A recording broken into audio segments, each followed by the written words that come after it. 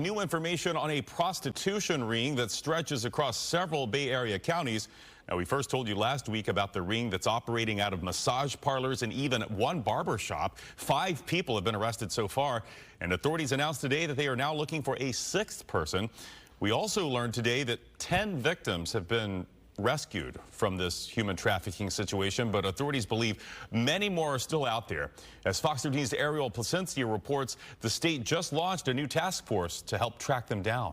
What we found was a fully functional, highly organized international human trafficking operation based here in Hillsborough County and Manatee County. And the woman behind it all, authorities say, was Lena Payne. She's accused of using her massage parlors and even a barbershop as fronts for a prostitution ring that stretched from Tampa to Bradenton and Sarasota. I will give Lena credit for one thing. She was a heck of a bookkeeper. Very good for us, very bad for her. The evidence is voluminous.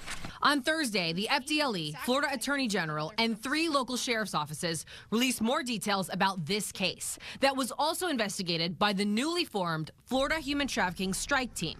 This group of specially trained individuals were able to determine that during the course of the last decade, over 117 victims have been cycled through her businesses. Documents show Payne traveled to Venezuela and Colombia and brought women back to the Bay Area. She promised them work to pay off their travel debts, only to force them into prostitution. That's somebody's daughter, that's somebody's sister, that's somebody's mother. And Payne's own family helped her run this operation. Her boyfriend, her son's father, and an employee have all been arrested. These victims were living within the commercial sex businesses.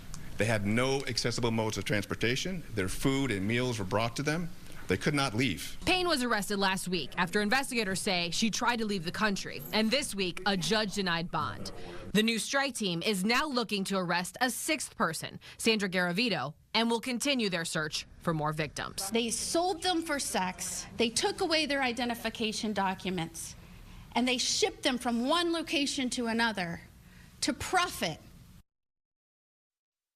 Ariel Placencia reporting for us there. Now, we also know that victim advocates are part of the new strike team, and some of the victims involved in this case are already getting help. Additionally, investigators said they will also be interviewing the men who showed up at those massage parlors and paid for sex.